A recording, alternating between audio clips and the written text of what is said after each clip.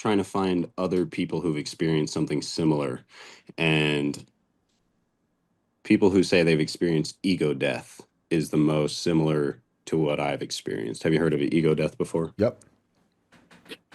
So this is my ego death story. Okay. So I was in college. I did 1 semester in college, and before class, I was smoking some weed with some friends, and I was trying a nectar collector for the first time. And I can explain that if you want, but it's not Yeah. necessarily I important. have no idea No, what that is. I know exactly what I it have is. no Go. idea what that is. Feel free to go on. Okay, so I'm pretty sure the first time I smoked weed was less than a year prior to this experience, and I've had significant similarities in other times of being high, notably the first time I got high and smoked weed. So anyways, this time I was in college, I got stoned, and I said bye to my friends, and I was heading to class. That's the last thing I remember before waking up, not knowing who or where or when I was. The first thing that connected me with my reality was the rings I was wearing on my fingers. Each ring was given to me by a different person in my life. When I went to college, like as I was leaving high school, I asked a couple of my friends, hey, like, you got any rings? Can I have one? And when I saw those, it brought back memories of who I was and everything surrounding my identity. And slowly, from seeing the rings, everything else fell back into place. So what happened to my body during this blackout isn't video recorded, but I pieced together what I could from asking people who, the people who found me and my friends who saw me leave the dorm room where I last remembered being. So I believe I blacked out for about 10 to 15 minutes. The last thing I remember was the door of the dorm. However, I ended up underneath the back bumper of a car in the parking lot of that dorm that I smoked in. So it would have taken, a couple days later, I went back to the dorm and I retraced the steps to where I was found. And I figured out it would have taken about 60 to 120 seconds to make it to where I passed out on the ground from the dorm room. And I know when my class was, like when I was expected to leave. So I know approximately when I left the dorm, and I know when I was discovered under the car because they took a picture of me and posted it on Snapchat. And by the time I woke up, I'd say it was about 10 to 15 minutes had passed from when I left the dorm, like the last time I remembered being aware. However, during that short amount of time I spent passed out under the car, which was probably closer to like 8 minutes or less, I lived multiple different lives. Some completely through, others just parts of their lives. Do you want to explain? After, Sorry, do you want to I explain do. some of those? I was pausing because it's a story. So if there's anything you guys have any questions about, feel free to jump in. I have it written down so my thoughts will stay on track. Yeah, cool. So that's awesome. Thank you for doing that. And yeah, if you can remember those lives and stuff, maybe walk us through some of them. Yeah, I'll just continue here. After I blacked out looking at the dorm room door, I was unconscious. My body was without my conscious, and my conscious was without my body.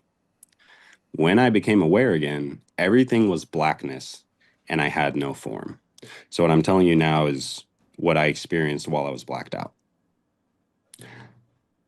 I didn't know if I could see, but I could sense the void I was in. Kind of like the difference between being in a completely dark room with your eyes open versus your eyes closed. You just kind of know there's a difference. And so I didn't know where I was, who I was, why I was, and it was very frustrating. I quickly was resistant against my existence. It felt uncomfortable. Then I noticed the direction my reactions were leading me, which was permanent discomfort. So I tried to slow my frustration and just kind of think, just like stop reacting as quickly. And I went through what I could sense. Oh. So as I was thinking, I went through what I could sense and I came to the conclusion that I was experiencing.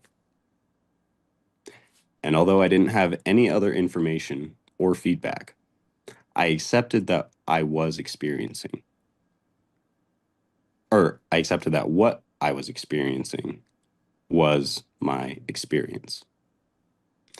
Even though it was uncomfortable, even though I thought my existence was different from my expectations, which in the moment I had no concept for my expectations, though I had them, I could at least experience what I was experiencing, and that would be something. That would be like a point of reflection, kind of. And when you so like these are kind of vague terms. Like what do you mean by something and experience? Are you seeing yourself in the situation from out of body experience? I know you said it was the darkness. Hmm. Can you like kind of So like I try don't to peel that see. back? I have seen nothing. Okay. I have felt nothing at this moment. All I'm aware of is that I'm thinking things and that I exist somewhere because in order to think something, there like must be some type of existence. So you're describing a kind of I am situation, Exactly. is what it sounds like. So, but you at the same time you had accepted the fact that that was your current state, and even though you were uncomfortable with it, you had accepted it. And I mean, is that does that suggest that you weren't really too worried about coming back? Well, I hadn't accepted it yet, but that comes right now. Okay. So at that point, I began to stop resisting. Slowly, I relinquished my will and my thoughts for the most part to be more at equilibrium in my environment of nothingness. At some point, I started to notice a sphere. This is a shift. So I'll let you, since I kind of answered your question there. Do you have another question about my like I, what I just I said? was Was going to ask about this. Well, yeah, no, Brandon, yeah, go go for go it. go ahead, go ahead. I was going to ask like if you could describe the sphere, like what that's about. I will, and that's. I just wanted to pause there for a moment before I continue. Yeah, No, you're yeah. good. All right. So at some point, I started to notice a sphere. The middle of the sphere was centered at the bottom of my vision, and it took up at least like 65% of my vision, like from the bottom going up. And this was the first time I remember seeing anything. So imagine holding a perfectly smooth basketball a few inches away from your bottom lip. And that's about the perspective I had. I don't remember initially how I noticed the sphere. I think it developed as I was thinking more in line with the place I was in. But at a certain point, I noticed the sphere was not stationary. Well, I noticed the sphere, and then I also noticed it was not stationary. It was rotating as though it was rolling towards me at a constant speed, maybe like 8 to 10 miles an hour. But it was huge. Like, I don't know how big I was. I don't know how big it was, but from my perspective, it was huge. So maybe it was faster. And as I would think things, the sphere would change color and it would emit spikes, kind of like an equalizer, like when you're watching like a bass equalizer for music as the Mm-hmm. Yeah. yeah. So depending on the color of the sphere, I would feel different sensations. When the sphere was red, I would feel pain, extreme pain, and the spikes would jut out sharp and jagged. But if the sphere was blue or green, I did not feel pain. And honestly, I don't, oh, excuse me. Honestly, I don't remember what else I would feel other than pain, but I knew I wanted to avoid red at all costs. Because, am I allowed to curse? Go for it. Because that shit sucked. It was excruciatingly painful and exhausting. Though I didn't have a body, whenever the sphere changed from red to something else, I had the urgency of relief you feel when you need to breathe after emerging from water. Yep. And this was all developing in a way that was sequential, but not linear. Like I can think back and remember, but in the moment, that was not a concept. I was just in it, I was surviving. So I don't know how long anything took. There was nothing to reference how long anything took or how long I experienced anything. So as I was getting accustomed to my existence of this rotating sphere causing pain, but it also linked with my thoughts, it was a back and forth. The sphere would influence me, and I would react and think, which influenced the sphere, which influenced me. And it was this back and forth going on.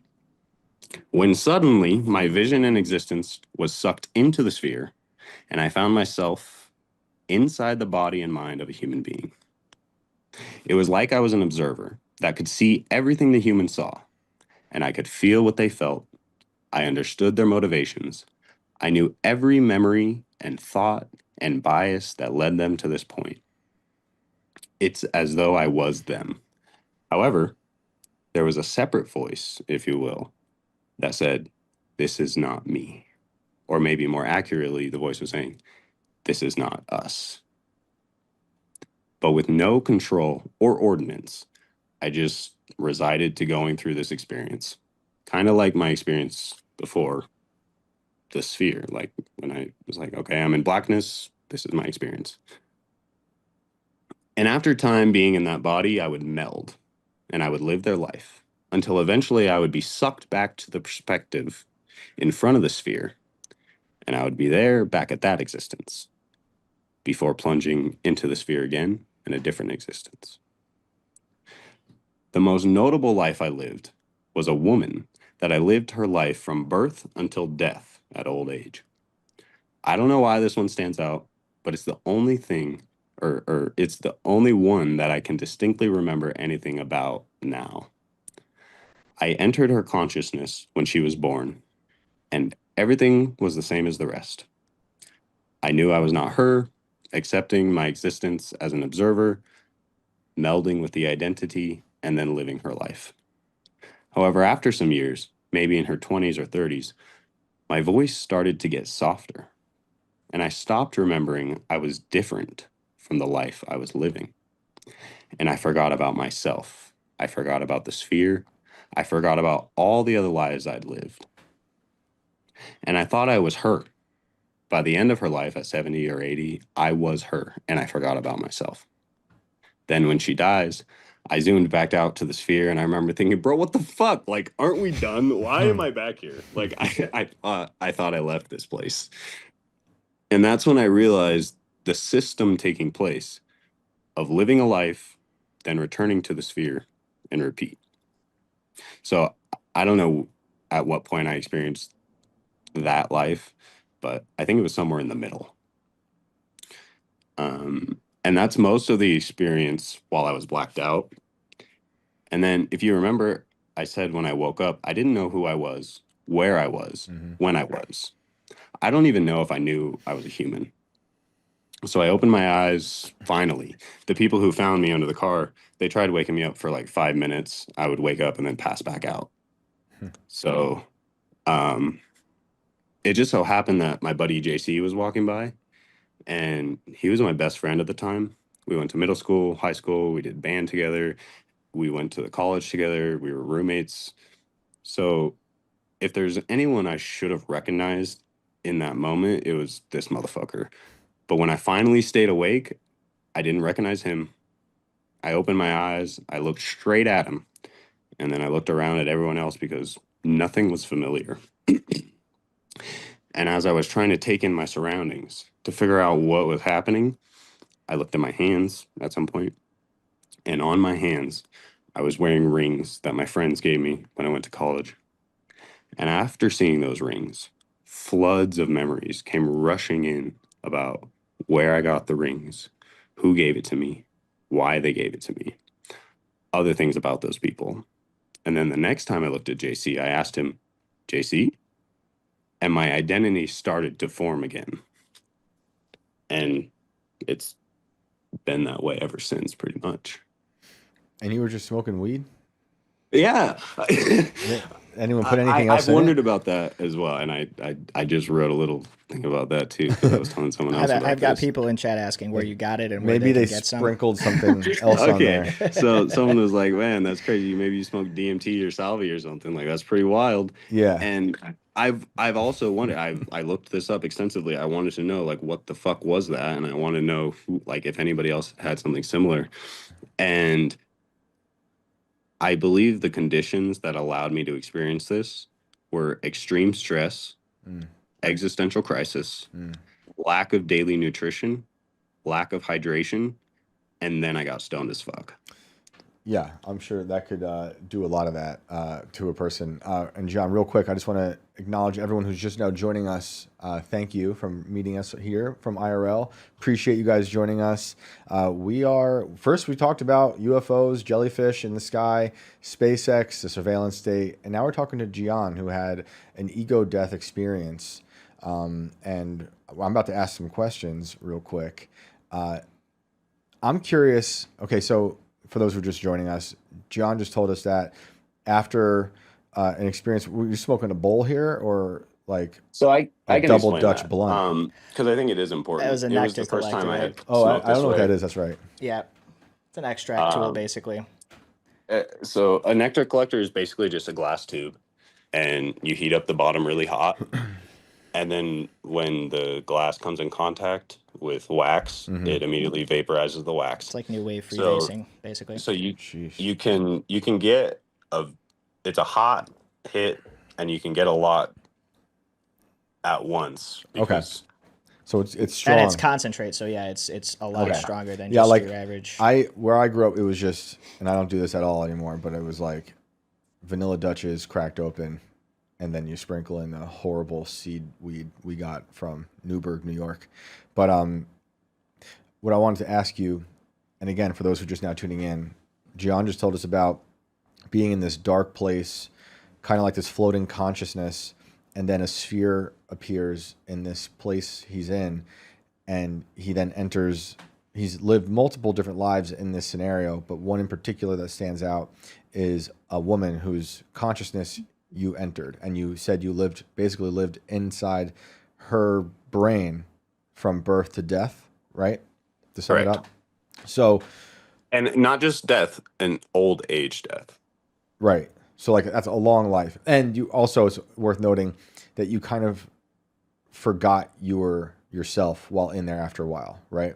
Correct. Which was different from some of the lives I lived because sometimes I would pop into an existence, I would pop into someone's consciousness, and I would be there for less than a year, let's say. And it was different each time. So that one, there might have been others I lived from birth to death, but that one is the one I remembered that I Okay. forgot about the sphere. So this is the question I have, and it applies to any of the ones you remember, and the Mhm. woman in particular. Did at any point they realize that there was another consciousness in their brain? Not that I know of, no. And were you at all interfering with their consciousness and driving them? No. So I you were had like a no passenger. ability to act in any way. So just an observer. Like you said observer, right? Hmm. Okay. That's But interesting. it's not an observer that is only looking. It's an observer that is receiving all information. In what regard? Like just from her life, like her surroundings, but also her thoughts? Correct. So like think of all the information you receive as a human being. Mm-hmm.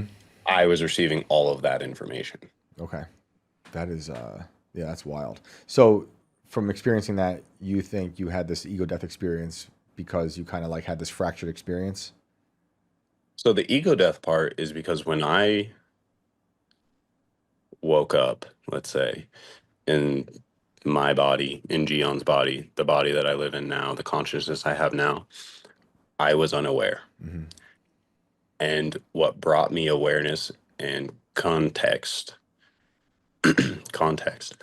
was first of all the rings on my hands. Mm-hmm.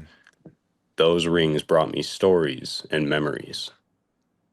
And after that, everything I've experienced has also brought me stories and memories.